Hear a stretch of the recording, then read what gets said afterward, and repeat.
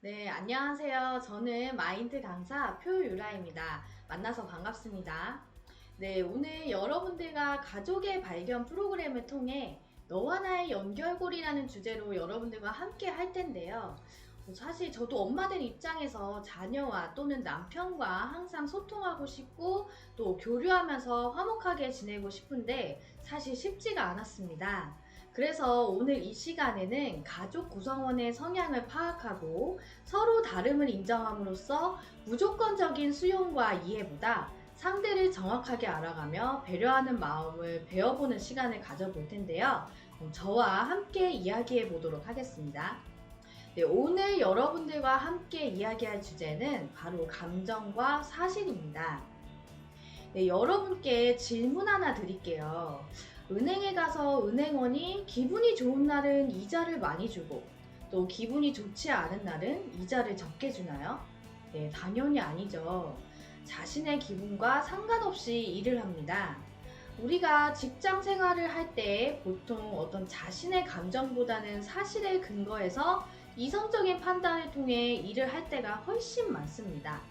그렇게 해야 자신이 실수를 해서 이제 상사가 이제 이거 잘못됐다 이렇게 피드백을 주거나 또 무슨 이렇게 혼을 낼 때 거기에 대해서 감정적으로 대처하지 않는 거죠. 사실 감정적으로 대처하면 더 큰 문제가 생길 수도 있고요. 그런데 이상하게 부부 사이에서는 감정이 좀 앞서지 않나요? 네, 저 같은 경우는 그렇거든요. 네, 저는 집안일을 잘 못합니다. 이제 어떤 물건들을 정리하는 게 잘 안 되는데, 그에 비해서 저희 남편은 좀 한마디로 좀 깔끔하거든요. 항상 물건을 제자리에 두고 정리정돈 습관이 아주 잘 잡힌 그런 사람입니다. 근데 저한테 이제 좀 잔소리를 할 때가 있어요. 이제 방에 들어오면 왜 이렇게 엉망이냐. 이제 주변 정리정돈이 잘 되어 있어야지. 뭐 그래야 쾌적한 환경에서 지낼 수 있지라고 이제 하는데요. 사실 맞는 말인데 그냥 기분이 나쁜 거예요. 그래서 그 말이 이제 듣기 싫고 이제 제가 감정이 상할 때가 있더라고요.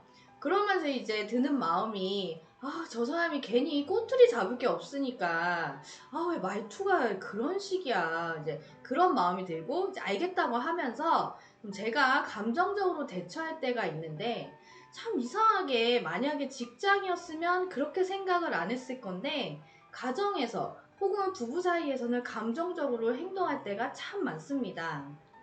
사실 사람은 감정의 영향을 참 많이 받는데요. 여러분께 또 하나 질문을 드릴게요. 여러분 온라인 쇼핑을 가장 많이 하는 요일이 언제일까요? 네, 시간이 많은 주말일까요? 네, 바로 월요일입니다. 그 이유가 가장 스트레스를 많이 받는 날이 월요일이기 때문에 그 스트레스를 풀기 위해서 쇼핑하는 사람들이 제일 많다고 해요. 이건 역시 우리 어떤 사람들이 기분에 따라서 쇼핑을 하는 것인데요. 그래서 특히 온라인 쇼핑몰에서는 월요일에 이제 할인 상품이라든지 어떤 이벤트를 많이 내놓는다고 합니다. 그리고 이제 또 하나, 이제 감정에 호소하는 것이 뭐가 있죠? 네, 바로 선거입니다.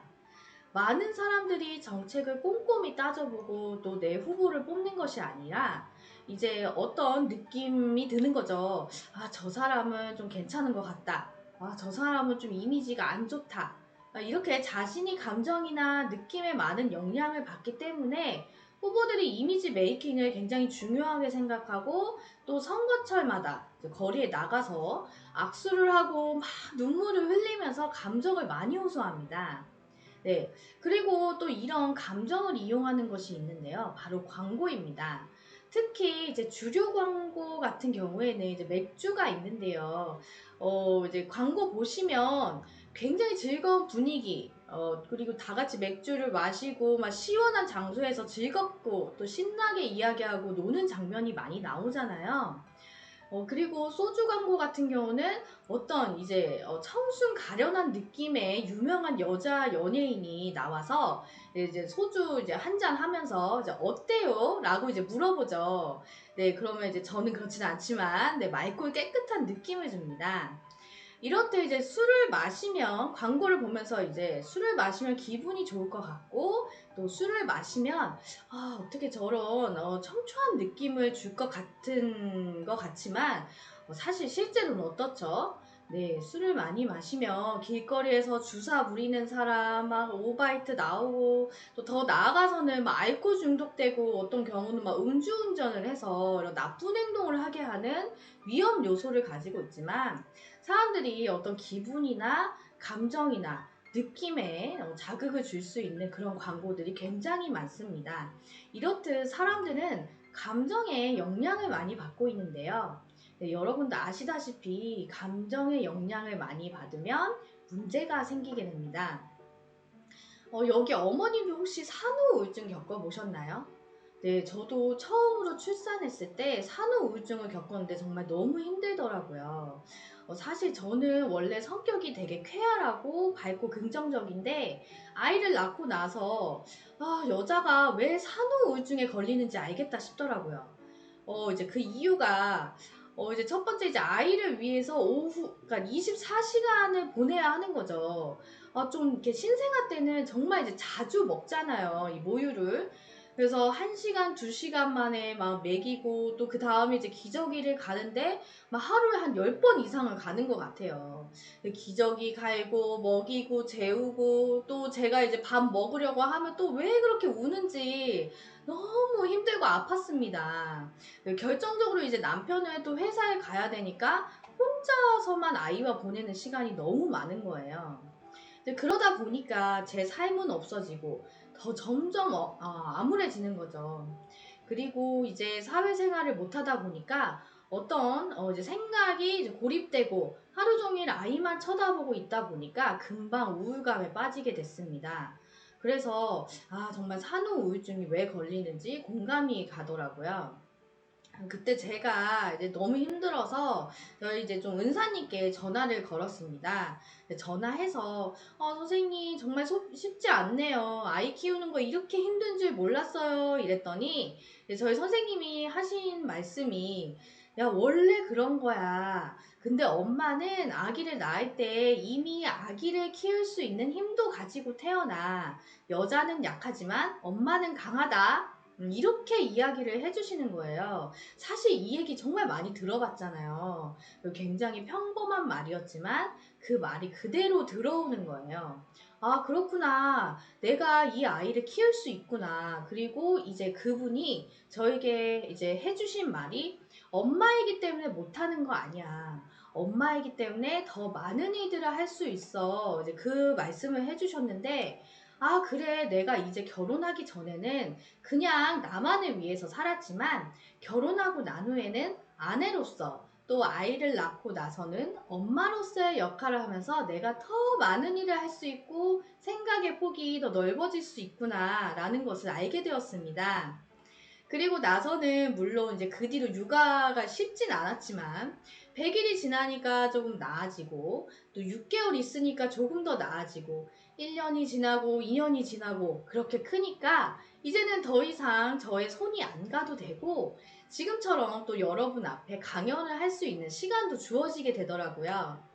네, 사실 그때 제가 그 은사님과 통화를 하지 않았다면 계속해서 감정에 치우쳐서 남편도 많이 힘들게 했겠죠. 남편한테 내가 진짜 이렇게 당신 만나서 삶이 정말 단순해지고 사회생활도 못하는데 내 마음 이해해? 막 이렇게 하면서 남편을 막 못살게 굴었을 텐데 선생님과의 대화를 통해서 제 마음에서 어떤 분명한 사실 여자는 약하지만 엄마는 강하다. 엄마니까 할 수 있는 일이 더 많아진다. 라는 보편적인 사실을 제 마음에 기억하고 새기니까 삶이 정말 더 좋아지고 규모 있게 바뀌었습니다. 이렇듯 우리가 감정에 치우쳐져서 내 감정을 중심으로 인생을 사느냐, 아니면 보편적인 중요한 사실들을 내 마음에 기억하고 사느냐는 인생의 또 삶의 질에 있어서 정말 큰 차이를 보여줍니다. 네, 그렇다면 우리가 마음에 어떤 사실을 세우고 살아야 할까요? 네, 사람마다 좀 다르겠지만 부부 사이에 있어서는 저는 이렇게 생각합니다. 네, 부부가 다른 것은 당연해. 서로 안 맞는 것이 정상이야 라는 사실을 마음에 기억해야 한다고 생각합니다. 왜냐하면 사실 같은 배에서 나온 자녀들도 성격이 너무 다르다는 것을 알 수가 있는데요. 제가 이제 아이가 셋이 있는데 정말 다 다릅니다. 첫째는 이제 이쁘지만 성격이 좀 까칠한 편이고, 둘째는 성격이 우유부단하지만 또 사랑스러운 면이 있고요. 셋째는 아들이라 그런지 모르겠지만 정말 장난꾸러기입니다. 그래서 각자 다 다르게 대해줘야 하는데요. 그냥 제 감정으로 제가 가진 기준으로 아이를 대하면 아무리 부모 자식 간의 사이여도 멀어지게 마련이더라고요. 첫째는 좀 까칠하지만 속이 깊은 면이 있어서 그 마음을 알아주면 굉장히 좋아하고 마음을 활짝 엽니다. 그래서 잘못한 일을 했을 때 다그치기보다는 마음을 좀 알아주고 타이르면 금세 마음이 가까워집니다. 둘째 같은 경우는 크게 모난 구석은 없지만 자신의 마음을 잘 이야기 못해요. 그래서 나중에 한꺼번에 터뜨릴 때가 있습니다. 그러면 좀 이제 그럴 때 황당한 적도 있었어요. 아니, 왜 그 얘기를 지금 해? 갑자기? 막 이런 마음이 드는 거죠. 그렇다고 해서 이제 그 부분을 가지고 막 이렇게 혼내고 좀 이야기를 하면 오히려 갈등이 커지니까 이 둘째 같은 경우는 평소에 좀 마음을 꺼낼 수 있게 도와줘야 합니다. 그래서 제가 이제 뭐 수시로 이제 뭐 요즘 무슨 일 있니? 뭐 말을 건다거나 아니면 좀 제가 눈치를 좀 채서 그 마음을 좀 꺼낼 수 있게 대화를 시도하면 어렵지 않게 우리 둘째와 마음을 나눌 수 있는데요. 이렇게 같은 뱃속에서 나온 아이들도 다 다른데 다른 집에서 서로 다른 가족과 다른 경험을 하면서 살아온 남자와 여자는 얼마나 다를까요? 그런데 사랑한다는 이유로 또 결혼을 했다는 이유로 저 사람 나랑 같아야 돼. 나를 맞춰줘야 된다고 생각한다면 싸움이 일어날 수밖에 없습니다. 사실 저 같은 경우는 반찬에 좀 시골 밥상 있잖아요. 그 백반 스타일을 굉장히 좋아해요. 이 정식이나 쌈 싸먹는 거 좋아하고 또 신선한 야채를 좋아하고 또 이제 해외 음식 같은 경우는 뭐 이제 태국 음식이나 베트남 음식, 뭐 쌀국수 이런 거 굉장히 좋아하는데요. 저희 남편은 이제 고기, 튀김, 소세지, 돈가스 이런 거부터 시작해서 뭐 생각하는 거, 말투 이런 것들 다 이제 같은 게 없습니다. 그래서 이렇게 같은 게 거의 없는데, 만약에 이게 다른 것에 대해서, 왜 날 맞춰주지 않나 생각하기 시작하면, 이제 싸우다 말하다 보면, 왜 저 사람 왜 나 무시하지? 날 사랑하지 않나? 이렇게 생각하기가 쉽습니다.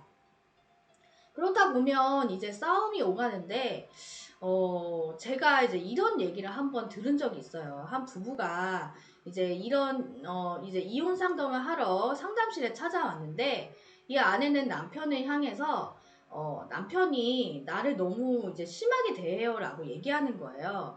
어, 아내가 정성스럽게 따뜻한 밥을 이제 차려주고, 막 보글보글 끓는 된장국을 남편에게 차려주면서, 여보 식사하세요 라고 하면 남편이 찬물을 막 두 컵을 밥에다 붓고 막 이렇게 하는 거예요. 그래서 이제 아내가 오해를 하는 거죠. 아니 뭐야 저 사람 내가 열심히 정성스럽게 상을 차렸는데 왜 저러지?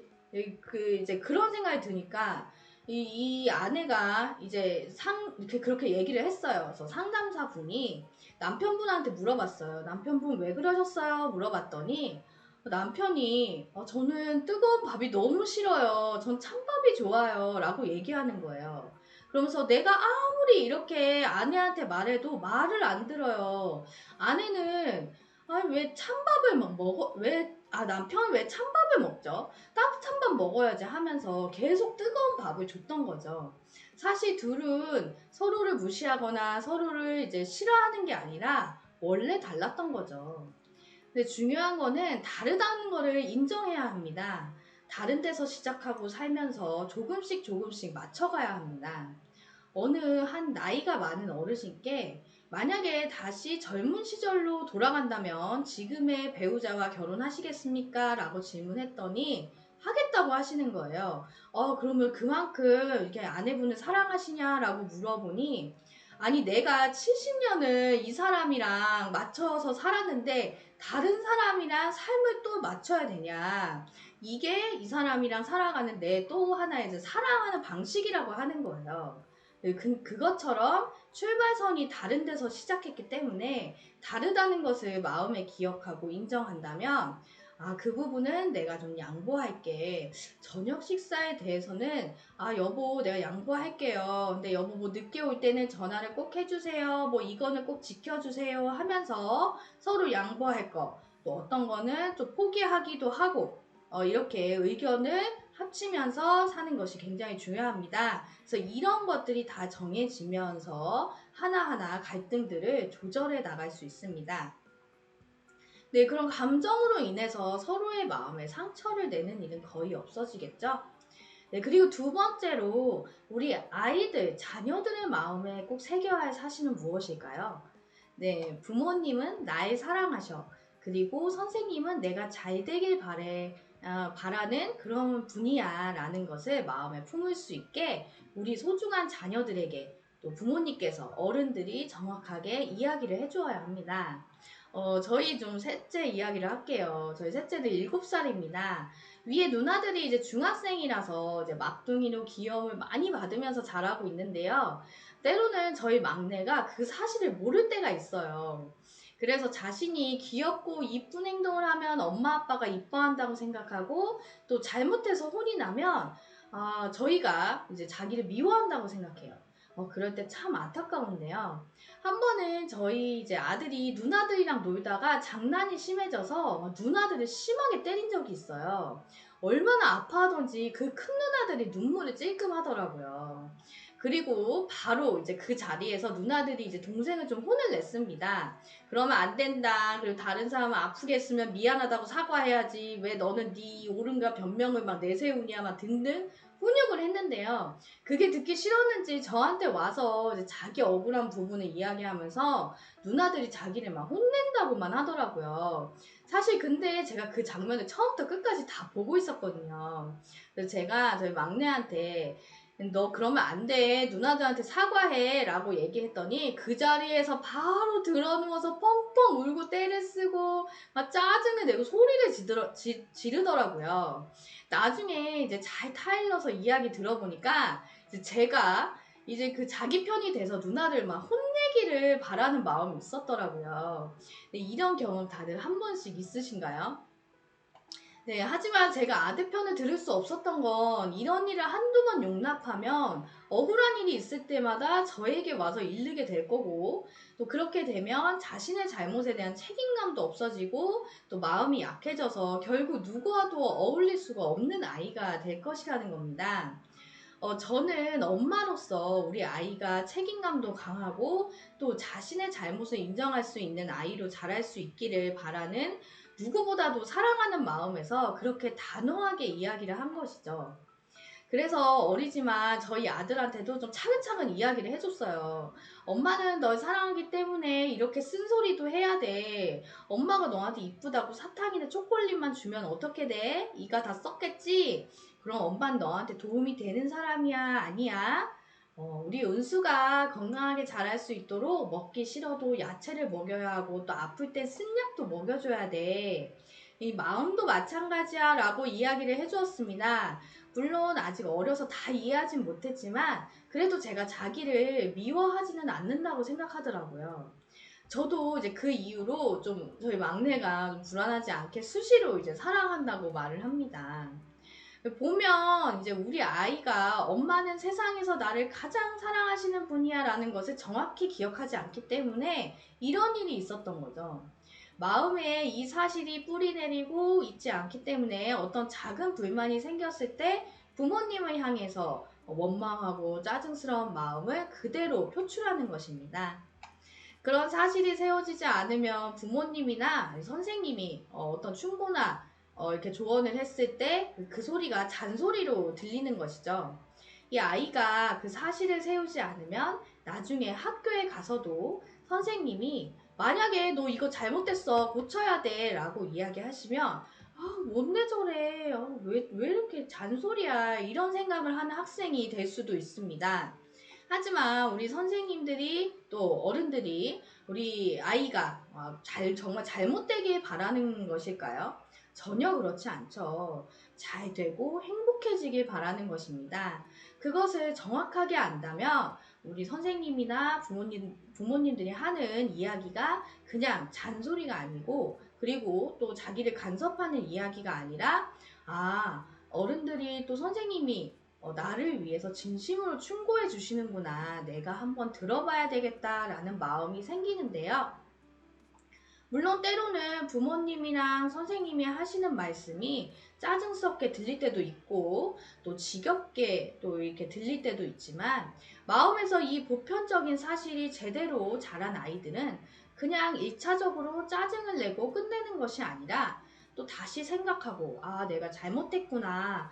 내가 행동을 좀 바꿔야 되겠다라고 다시 한번 생각할 수 있는 능력을 가지게 됩니다.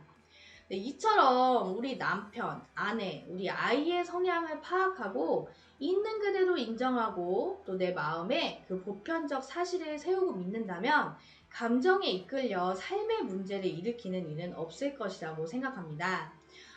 이 시간 이후부터 있을 여러분 교류 분석 시간을 통해서 보다 실질적으로 가족 구성원 간의 성향을 파악하셔서 서로 연결되는 소중한 시간이 되시길 바라겠습니다. 감사합니다.